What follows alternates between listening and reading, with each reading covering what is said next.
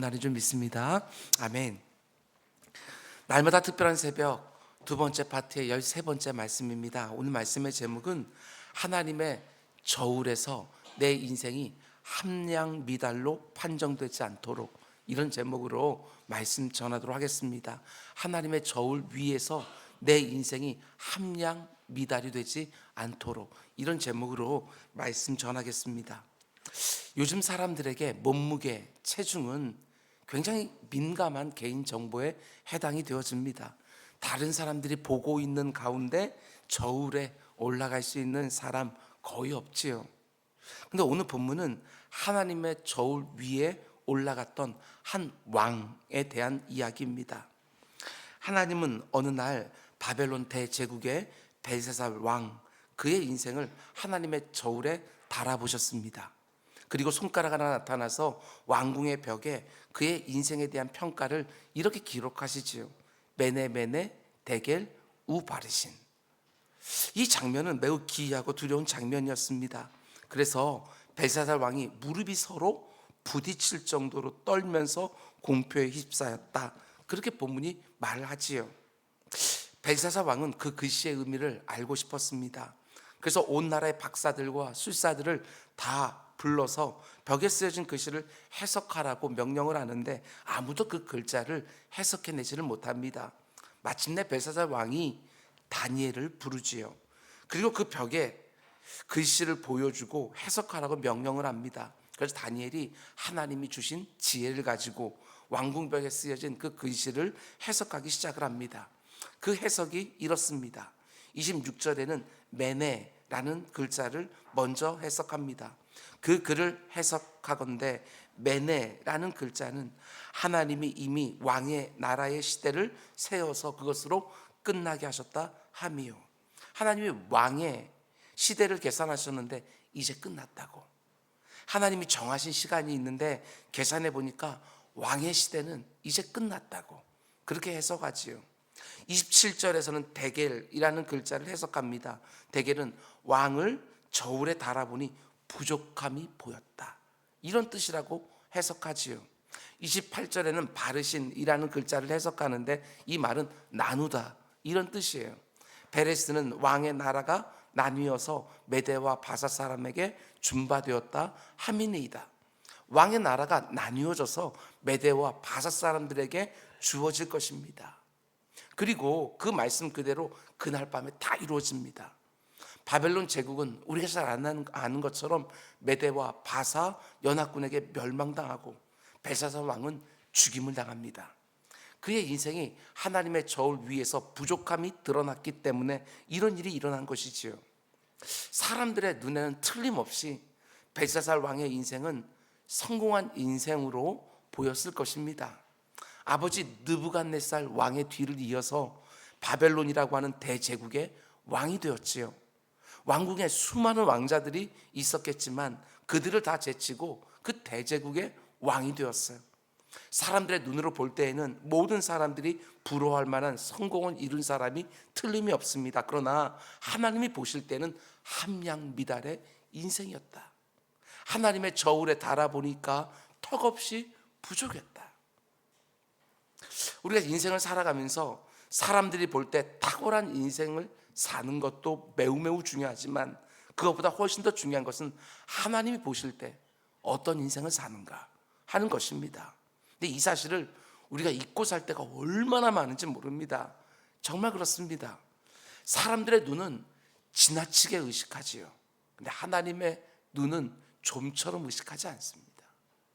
이게 우리들의 모습이에요. 사람들이 볼 때도 부러워할 정도로 사는 것, 그건 악한 게 아닙니다. 그것도 잘 사는 모습이지요. 사람들 눈에 보기에 부럽게 사는 것. 그러나 하나님이 보실 때 함량 미달로 산다? 하나님의 저울에 올라갈 때 턱없이 부족하다? 아닙니다. 절대로 잘 살았다고 말할 수 없습니다. 하나님께 인정받을 만한 인생을 내가 지금 살고 있는가? 그게 무엇보다도 중요하지요. 사람들의 평가는 제한적이고 일시적이지만 하나님의 평가는 영원하고 결정적입니다. 그럼 우리가 어떻게 사는 것이 하나님 앞에서 잘 사는 것이냐? 내가 어떻게 살아가야 하나님의 저울 위에서 함량미달 부족하지 않게 되는가? 무엇보다 중요한 것은 이 땅을 살아가는 동안에 하나님의 저울이 있다는 거 늘 의식하고 살아야 된다. 하나님 앞에서 내가 살았던 인생에 대한 무게가 달려질 날이 있다. 이걸 늘 의식하고 사셔야 되는 거예요. 지금 나의 결정, 지금 나의 판단, 지금 나의 선택, 아니 지금 나의 입에서 나오는 말 한마디 한마디, 내 손과 발로 행하고 있는 그 모습 하나하나, 이게 하나님 저울에 올려줄 때 어떻게 그 수치가 나올지 그걸 늘 의식하고 살아야 된다. 본문 27절을 보면 다니엘이 벨사살 왕에게 이렇게 말합니다. 다니엘은 왕을 저울에 달아보니 부족함이 보였다 하미요. 다니엘이라는 말은 무게가 재어졌다, 이런 뜻이에요. 근데 벨사살 왕은 그 무게가 하나님의 기준에 미치지 못했던 것입니다. 그게 바로 하나님의 저울에 달려진 그의 인생이라는 것이지요. 벨사살은 대제국을 다스리는 왕이었어요. 대단한 힘, 엄청난 부와 명예를 가진 사람이었어요. 그러나 하나님 보실 때는 함량 미달, 기준 미달이었다는 겁니다. 벨사살 왕은 틀림없이 자기 자신을 생각할 때마다 대단하다고 착각했을 것입니다. 바벨론 제국의 최고 권력자였기 때문에 내가 판단하고 내가 결정하고 내 말이고 법이에요. 틀림없이 벨사살은 자기가 저울을 들고 있다, 이렇게 생각했을 거예요. 내가 판단하고 내가 결정하는 왕의 자리에 올라가 있으니까 내가 저울을 들고 사람들을 달아보고 이런저런 정책들을 달아보면서 판단했을 것입니다. 그러나 내 인생도 달아보는 하나님이 계신다, 그걸 잊고 살았던 것이죠. 오늘도 벨사살과 같이 사는 사람들이 얼마나 많은지 모릅니다. 내가 생각하고 내가 판단하고 내가 결정한 것이 늘 옳을 거라고 판단을 하는 거예요. 내 생각과 내 결정이 얼마나 부족할 수 있는지 그걸 제대로 보지를 못하는 것입니다. 그래서 교만하고, 그래서 늘 착각 속에 살아갑니다. 한마디로 내가 저울입니다. 우리에겐 이런 모습 없습니까? 내 생각, 내 판단, 내 경험이 저울이에요. 언제나 내 자신을 판단할 때는 관대함과 자기 합리화라는 추를 올려놓는 것이고, 다른 사람들을 판단할 때는 엄격함과 가혹함이라는 추를 올려놓습니다. 이게 얼마나 모순입니까? 다른 사람들을 판단하는 추와 내 자신을 판단하는 추가 이렇게 다른 거예요. 사사시대의 사람들과 똑같이 살아갑니다. 내 소견에 옳은 대로 다 내가 저울이에요. 저마다 내 생각과 내 판단과 내 경험에 다른 사람들로 달아보고, 지금 내 앞에서 일어나고 있는 일들도 내가 저울이 되어서 좋은 거 나쁜 거 다 달아봐요. 그게 우리들의 모습이에요. 근데 성경은 이렇게 말합니다. 심히 교만한 말을 다시 하지 말 것이며 오만한 말을 너희의 입에서 내지 말지어다. 여호와는 지식의 하나님이시라. 행동을 달아보시느니라. 누가 사람을 저울에 달아봅니까? 내가 아니라 하나님입니다. 모든 것을 아신 하나님이 우리 인생을 자신의 저울에 달아보신다. 요즘 내가 살고 있는 모습을 하나님의 저울에 그분이 달아보신다면 함량 미달이 될까? 아니면 함량의 만족이 되어질까? 내 인생을 달아보는 저울이 크게 한 세 가지가 있습니다. 첫 번째는 다른 사람들이 나를 달아보는 저울이지요. 다른 사람들이 나를 평가해요. 저기는 오재호 목사는 이런 사람 저런 사람 하고 다른 사람들이 내 인생을 달아봐요. 두 번째는 내가 나를 달아보는 저울도 있어요. 내가 내 자신을 바라보면서 스스로 나는 이런 사람 저런 사람 하고 달아보는 것이지요. 그리고 세 번째는 나를 달아보시는 하나님의 저울입니다. 하나님의 저울. 그 저울 하나하나가 다 의미가 있어요. 남이 아는 내가 있고 또 나만이 아는 내가 있어요. 남이 나를 달아보는 저울과 내가 나를 달아보는 저울 둘 다 내가 어떤 사람인지를 이해하고 아는데 참 많은 도움을 줘요. 근데 그 중에서 가장 중요한 것은 나를 달아보는 하나님의 저울이에요. 하나님의 저울. 왜 그렇습니까? 하나님은 나의 모든 것을 다 아시는 분이기 때문에 그분의 저울이 가장 중요해요. 나를 달아보는 다른 사람들의 저울은 내가 보여준 것에만 근거해서 또는 그 사람이 본 것만 근거해서 달아보는 것이기 때문에 지극히 제한적일 수밖에 없습니다. 뿐만 아니라 나와 어떤 관계에 있느냐에 따라서 때로는 너무나도 편파적일 수밖에 없는 저울이에요. 내가 보여준 것, 그 사람이 본 것, 그게 전부거든요. 정말 그렇습니다. 다른 사람들은 나에 대해서 일부만 보면서도 그게 마치 전부인 것처럼 오해하기가 너무나 쉽습니다. 그래서 때로는 너무나 억울한 판단을 받기도 해요. 내 마음을 다 뒤집어서 보여줄 수 없으니까, 사람들은 자기들이 본 대로만 나를 판단하니까 내 마음의 동기, 이유, 내가 처했던 상황 다 이해할 수가 없어요. 그래서 다른 사람들이 나를 오해하는 것, 그건 어쩔 수 없어요. 여러분, 그것 가지고 억울해하지 말라고요. 내가 보여준 것이 있고 그 사람이 본 것이 있어요. 근데 그것을 가지고 나의 전부인 것처럼 생각을 해요. 내 마음에 있는 동기와 이유, 그리고 내가 그렇게 했었을 때 나의 상황, 그런 건 몰라요. 그래서 우리는 억울할 수 있습니다. 그러나 하나님은 나의 모든 것을 다 아시는 유일한 분이십니다. 하나님은 내 내면에 숨겨져 있는 동기까지 다 아시는, 내 생각에 내가 다 하지 못한 말까지도 다 아시는 유일한 분이에요. 그 성경은 우리가 잘 아는 말씀, 내가 보는 것은 사람과 같지 아니하니 사람은 외모를 보거니와 나 여호와는 중심을 보느니라. 오직 하나님만이 내 중심까지 정확하게 들여다보신다는 것입니다. 겉으로 드러난 것만 보시는 것이 아니라 내 내면까지 정확하게 꿰뚫어 보신다. 그래서 우리가 하나님 앞에 서는 날에 우리는 당황스러운 순간도 있을 거예요. 그렇지요? 하나님에게는, 아니 사람들에게는 너무나도 고상하게 보였던 그 행위 하나하나가 그 이면에 이기적이고 악한 동기가 숨어 있었다는 것이 그분 앞에서 드러나기도 할 것입니다. 사람들에게는 분명히 훌륭한 모습이었는데 그 이면은 그렇지 않았다고 하는 것도 드러나게 될 것입니다. 반대로 사람들이 볼 때는 실패한 것처럼 보이고 잘못된 것처럼 보였던 일들도 하나님 보실 때는 옳은 동기가 있었구나, 선한 마음으로 그 일을 한 것이었구나, 그것도 드러나게 될 거예요. 하나님만이 우리의 숨은 마음을 아시지요. 그래서 그분만이 우리를 참되게 판단할 수 있는 거예요. 그래서 우리가 하나님 앞에서 잘 사는 것이 너무너무 중요해요. 내가 나를 스스로 최종 심판하는 건 아니고 다른 사람들이 나의 영혼을 결정하는 게 아니에요. 그분이 최종으로 심판하시고 그분이 나의 영혼을 결정하시는 것이거든요. 그래서 그분의 저울이 너무너무 중요해요. 그래서 그분의 저울에 올라갈 순간을 의식하고 오늘을 사는 것, 그게 너무나도 중요합니다. 내 인생을 마지막에 달아볼 분은 오직 하나님이시다. 내 인생의 모든 것을 다 아신 하나님이 내 인생을 자신의 저울에 달아보실 때가 있다.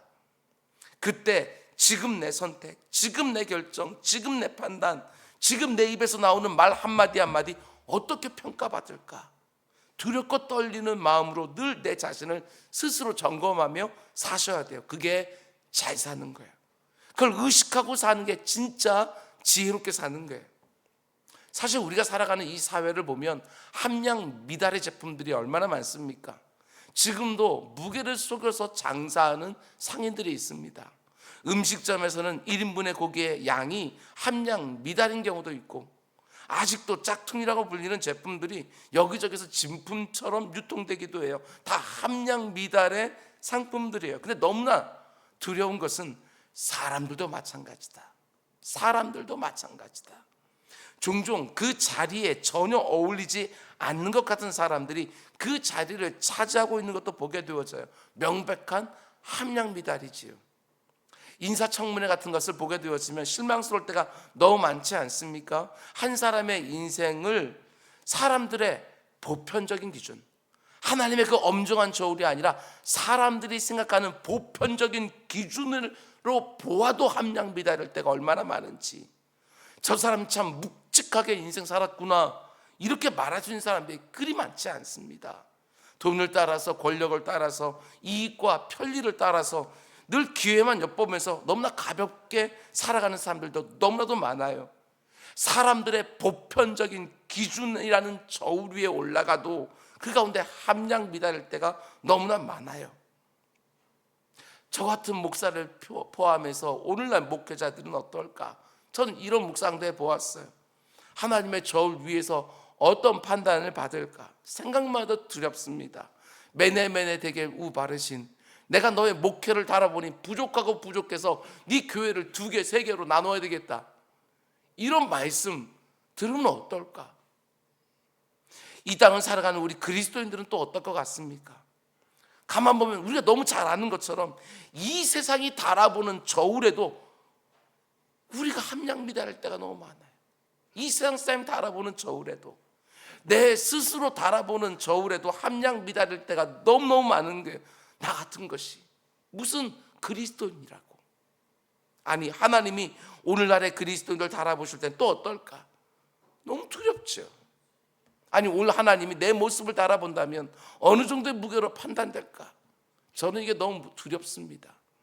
마라나타, 아멘 주 예수여 어서 오십시오, 그 찬양을 부를 때마다 주님 속히 오시기를 사모하는 그 마음도 틀림없이 있지만 한편으로는 두려운 마음이 또 같이 드는 거. 사도 바울은 권면합니다. 두렵고 떨림으로 너희 구원을 이루어가라. 내가 모든 것을 다 제대로 살고 있는 것처럼 생각하는 사람은 어디 있겠어요? 그럼에도 불구하고 내가 저울이에요. 내가 저울. 어떻게 여러분과 제가 하나님의 저울 위에 달렸을 때 묵직한 인생으로 살 수 있을까? 하나님이 내 인생을 달아보실 때가 있다는 걸 늘 의식하며 살아야 돼요. 특별히 이렇게 연말에는 내가 살았던 한 해를 다 달아보는 정직한 저울을 가지고 판단해 봐야지요. 그걸 늘 의식하며 살 때 오늘 나의 선택, 오늘 나의 결정이 달라질 수밖에 없습니다. 내 입에서 나오는 말조차도 달라질 수밖에 없어요. 하나님의 저울을 늘 의식하면서 우리 살아갑시다. 그러면 내 인생이 점점점 묵직해져요.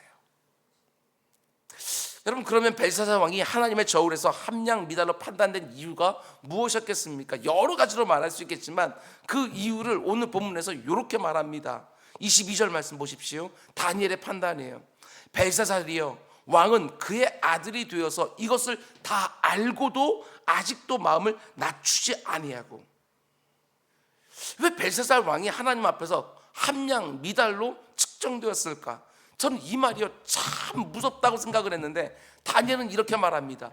당신이 이것을 다 알고도. 이 말이 무서웠어요. 그냥 쓱 지나갈 수 있는 그런 표현인데도 왜 이번에는 이 말씀이 그렇게 와서 가슴에 박히는지. 다 알고도 아는 대로 살지 않았다, 이런 말 아니에요? 다 알고도 아는 대로 살지 않았다. 여러분과 저에게도 사실 이런 모습이 있지 않습니까? 우리도 다 알면서 아는 대로 안 살아요. 몰라서 못 사는 것보다는 알면서도 그렇게 살지 않는 거, 그게 태반이에요. 내가 뭘 해야 되는지 몰라서 내가 이런저런 일을 안 합니까? 내가 뭘 하지 말아야 되는지를 몰라서 내가 그런 것들을 하고 있습니까? 아니요. 알면서도 아는 대로 안 사는 거, 그게 언제나 우리의 문제예요. 야고보 사도는 이렇게 말합니다. 너희는 말씀을 행하는 자가 되고 듣기만 하여 자신을 속이는 자가 되지 말라. 우리의 문제는요, 모르는 게 아니에요. 알고도 행하지 않는 데 있는 거예요. 듣기만 해요. 자신을 속이는 자가 되지 마라. 사람들은 얼마나 종종 착각하는지 몰라요. 내가 뭔가를 알고 있으면 내가 그렇게 살고 있는 것처럼 착각을 해요. 내가 좋은 설교를 듣고 있으면 그렇게 살고 있는 것처럼 착각을 해요. 내가 성경을 묵상하다가 뭔가 새롭게 깨달은 것이 있으면 내가 그렇게 살고 있는 것처럼, 다른 사람과 다른 것처럼 그렇게 생각을 해요. 사실은 저 같은 설교자들이 가장 위험하지 않겠습니까? 내가 설교한 대로 내가 살고 있는 것처럼 착각하기가 너무너무 쉽습니다.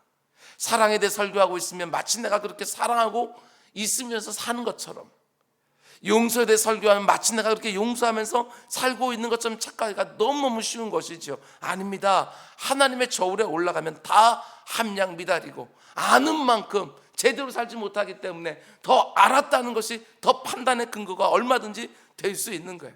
잘 알면서도 행하지 않는다. 우리가 왜 하나님의 말씀을 여러분 듣지요? 이렇게 듣는 이유가 무엇입니까? 마음의 위로를 받기 위해서. 그럴 수 있습니다. 하나님의 말씀에는 정말 위로가 있거든요. 이 세상을 살아가는 지혜를 얻기 위해서 말씀을 통해서 지혜도 반드시 얻어야 돼요. 그러나 말씀을 듣고 나서 가장 중요한 것은 그 말씀을 붙들고 그대로 사는 것, 그 말씀에 순종하는 것, 그게 그 무엇보다도 중요한 것이고, 그게 제대로 아는 거예요. 우리 신앙생활에 있어서 가장 보편적인 문제는 주로 무지일 때가 많습니다. 그러나 실천의 결여, 이것도 심각한 거예요. 내가 무엇을 들었느냐도 너무너무 중요하지만 또 무엇을 행하고 있느냐, 훨씬 더 중요해요. 우리 주님 마태복음 7장에서 이렇게 말씀하셨습니다.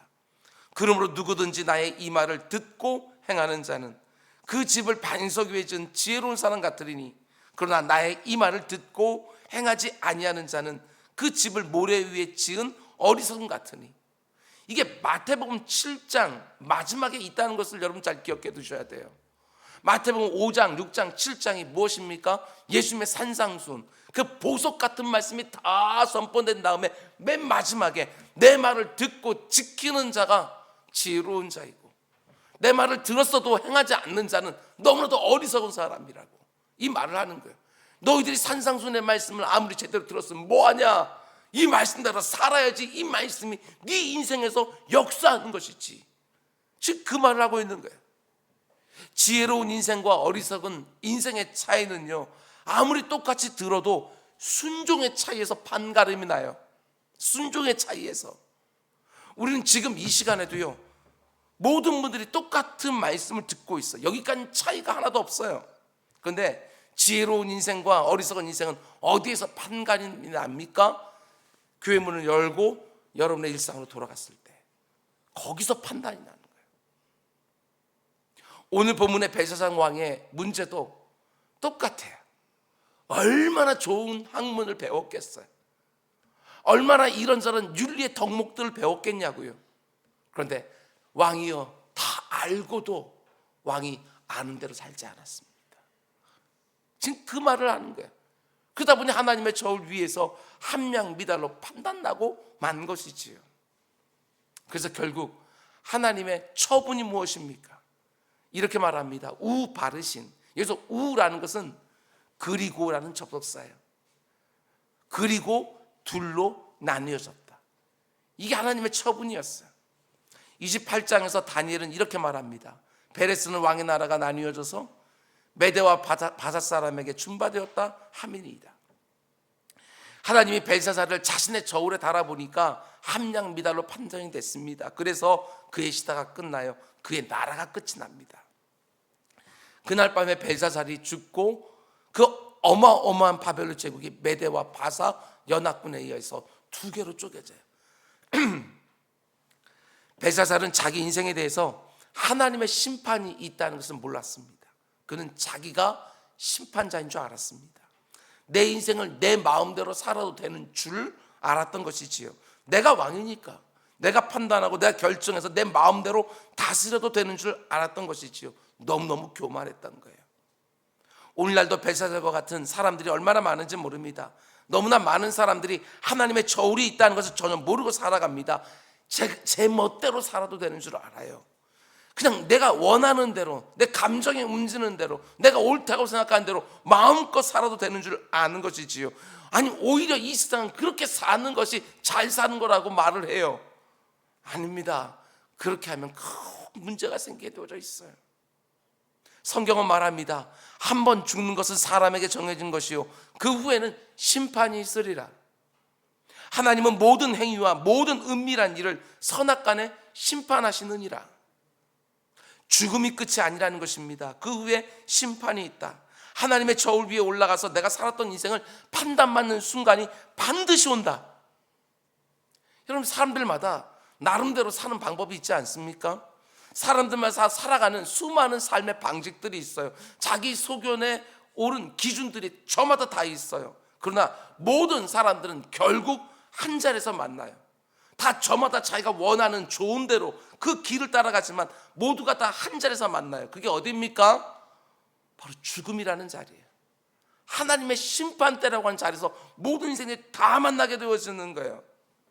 사람들이 수만 갈래의 길을 걸어가지만 결국 모든 사람들이 죽음이라는 자리, 하나님의 심판대 앞이라는 자리에서 다 만나게 되어 있어요. 죽음으로 끝나는 게 아닙니다. 하나님의 심판이 그 뒤에 있습니다. 인생이 죽음을 피할 수 없는 것처럼 하나님의 심판도 피할 수가 없어요. 죽은 다음에는 반드시 심판이 있다는 거, 그걸 기억하면서 이 땅을 내가 아는 대로, 깨달은 대로, 주신 말씀대로 살아가는 것이 정말 지혜로운 인생이지요. 오늘 하루도 우린 살 거예요. 오늘 하루 동안에 여러분들이 들은 말씀, 여러분들이 아는 말씀, 그거 따로 떼어놓고 그 여러분 소견대로 살지 마십시오. 그 말씀이 여러분의 소견이 되고 여러분의 기준이 되고 여러분의 삶의 방식으로 걸어가는 길이 되어야 되는 거예요. 그래야 내가 들은 말씀들이 내게서 역사하는 것이지요. 하나님의 저울을 의식하십시오. 하나님의 저울에 내가 올라갈 때가 반드시 이 땅을 늘 의식하고 살아야 그래도 내가 들은 대로 살고 그래도 내가 아는 대로 씨름씨름하면서 살게 되어지는 거예요. 그럼 이제 마지막으로 잘 드시기 바랍니다. 여러분, 우리가 우리가 아무리 아는 대로 산다 할지라도, 우리가 아무리 깨달은 대로 살고 싶다 할지라도, 여러분, 우리는 다 함량 미달이지요. 다. 이 땅을 살아가는 모든 인생들이 하나님의 저울 위에 올라가서 함량 미달인 사람들이 함량 미달로 판정되지 않으려면 어떻게 해야 되느냐? 하나님은 그 방법을 알려줬어요. 얘들아, 딱 한 가지 방법밖에 없다. 네가 하나님의 저울에 올라갈 때 십자가라고 하는 추, 그것과 함께 올라가야 된다. 기가 막힌 말씀이에요. 내가 아무리 열심히 살고 성실하게 살아도 하나님 저울 위에 올라가면 함량 미달일 수밖에 없어요. 근데 그 함량 미달을 채워주는 게 뭐냐? 예수 그리스도의 십자가는 추밖에 없다는 거예요. 내가 아무리 이 땅을 깃털처럼 가볍게 살았다 할지라도 예수 그리스도의 십자가의 추가 내 인생에 딱 얹어지는 순간 우리는 쑥 하고 그 모든 함량을 다 채우게 되어지는 거예요. 하나님은 그 엄정한 저울 위에서 함량 충족이 되어지는, 하나님의 그 엄정한 기준을 넉넉히 만족시키는, 이게 얼마나 큰 은혜인지. 나는 부족하여도 그가 영접해 주실 것이니, 이게 바로 십자가의 추라는 거예요. 생각해 보십시오. 우리는 사람 하나도 만족시키지 못해요. 부모를 완전히 만족시키는 자녀 있겠습니까? 아내를 완전히 만족시켜 줄 수 있는 남편 있겠습니까? 여러분을 완전히 만족시켜 주는 자녀가 있겠냐고요. 여러분과 저는요, 사람의 기준도 하나 만족시켜 주지 못해요. 근데 어떻게 여러분과 제가 모든 것을 다 알고 계시는 그 하나님의 기준을 만족시킬 수 있겠는가? 다 함량 미달이지요. 그런데 하나님께서 내 인생 위에 예수 그리스도의 십자라고 하는 추를 딱 올려주는 순간 우리는 하나님의 그 엄정한 기준을 다 넉넉히 통과하게 되어져요. 하나님의 저울 위에 내가 올라갔을 때 터무니없이 함량이 부족한데 그 순간에 내 사랑하는 주님이 자신의 십자가 공로라고 하는 그 추를 내 인생 위에 딱 올려놓으시지요.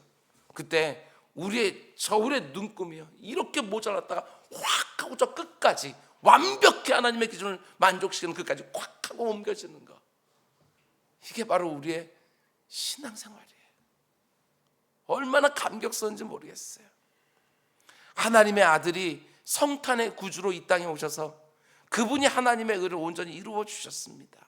그분이 하나님의 함량을 만족시켜 주신 거예요. 그리고 자신이 만족시킨 함량을 여러분과 저에게 옮겨 주신 것이지요. 그게 신학적으로 의의 전가, 그분이 이루신 의를 우리에게 전가시켜 주었다. 가벼운 이 인생 가운데 하나님께 자신의 그 묵직한 함량을 옮겨 주셨다. 어저께 김필섭 집사님 장례에 가서 부른 찬송이 바로 그런 거예요. 우리는 부족하지만 하나님께서 그래도 받아주신다. 왜? 무엇 때문에? 우리가 함량이 다 충족이 되어서 어림도 없지요. 그런데 내 입술로 내 사랑하는 주님이 나의 구주가 되십니다. 구원자가 되십니다. 그 십자가 바로 나를 위한 십자가였습니다. 그 믿음의 진실함이 하나님 앞에 상달되어지고 그것을 보면서 그분의 저울을 통과하여 우리는 영원한 복락과 안식으로 우리는 들어가게 되어지는 것이지요. 여러분, 신앙생활을 가볍게 생각하지 마십시오. 그분의 저울 위에 올라갔을 때 내 일평생 가장 잘한 것이 바로 예수 그리스도를 모시고 살았다고 하는 거, 바로 그것이라는 것을 우리는 깨닫게 될 것입니다. 그것을 그 순간이 있다고 생각한다면 오늘도 우린 잘 살아야지요. 왜냐하면 그때 가면 후회할 테니까. 좀 더 아는 대로 살 걸, 좀 더 주님 기뻐하신 대로 살 걸 하는 후회를 하게 될 테니까. 우리 구주의 은혜를 내가 정말 믿는다면 여러분, 지금 내가 어떤 상황 가운데 있든지 감사와 찬양과 감격 너무 쉽게 빼앗기지 마십시오. 다른 사람들의 저울에 내가 어느 정도의 무게로 판정되는지 그것 때문에 울고 웃지 말라고요. 내 자신의 저울에 내가 어느 정도 무게로 판단되든지 그것 때문에 주눅들지 말라고요. 하나님이 원하시는 삶 하루하루 온전히 살아가면서 내 사랑하는 주님의 십자가 앞에 부끄럽지 않도록 그 어떤 일이 요즘 내 삶에 일어나고 있다 할지라도 좀 묵직하게 한 걸음 한 걸음 천성을 향하여 걸어가는 우리 모두가 다 될 수 있기를 주님의 이름으로 축원을 드립니다. 우리 기도하겠습니다. 이 시간 우리 함께 기도하기를 원합니다. 여러분 가운데 아직 예수 그리스도를 나의 구주와 주인으로 영접하지 못한 분이 있다면 오늘 이 새벽에 마음문을 열고 주님을 초청하시기 바랍니다. 영접하는 자, 곧 그 이름을 믿는 자에게는 하나님의 자녀가 되는 복을 주신다고 약속해 주셨습니다. 그분을 내 마음에 모셔드리고 그분과 함께 내 남은 인생을 살겠다는 결심을 하나님께 서원하며 기도로 드리시기 바랍니다. 이미 예수 그리스도를 나의 구주와 주인으로 영접하신 분들은 내 인생이 하나님의 저울에 달릴 때에 이미 기준은 통과했습니다. 그럼 이제 내 인생이 더 묵직해지게 해달라고, 웬만한 일에는 잘 흔들리지 않는 묵직함이 있게 해달라고 하나님께 은혜를 구하시기 바랍니다. 뿐만 아니라 내가 들은 대로 살고 싶다고, 내가 깨달은 대로 살고 싶다고 이 말 안 듣는 이 육체를 쳐서 복종시키며 하나님의 말씀대로 오늘 하루 살겠노라고, 그리고 내일 하루 또 살겠노라고, 내 남은 인생 그렇게 살고 싶다고 하나님 내게 능력을 달라고, 의지를 달라고 지금 이 시간 주여 3번 크게 부르면서 함께 기도하겠습니다. 주여.